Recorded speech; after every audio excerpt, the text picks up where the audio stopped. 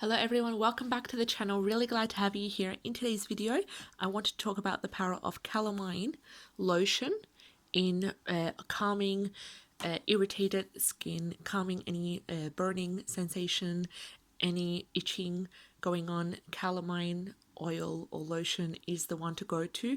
It has zinc oxide as well as other properties such as calamine 15% as well as zinc oxide is 5%. It works great for calming down the skin if you ever suffer from any itching.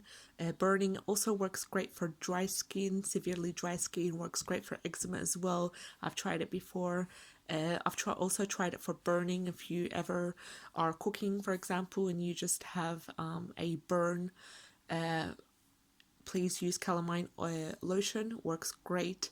It calms down the burning sensation, helps to speed up the healing. If you do not have calamine lotion, you might also want to give aloe vera gel a try. It also works great, but in my opinion calamine lotion is much more faster, much more better, also for wound healing and for any sort of burning and severe chronic itching. You might want to incorporate a manuka honey or any sort of raw unfiltered honey would be best as well. Just lather up a layer of honey onto the dry itchy skin.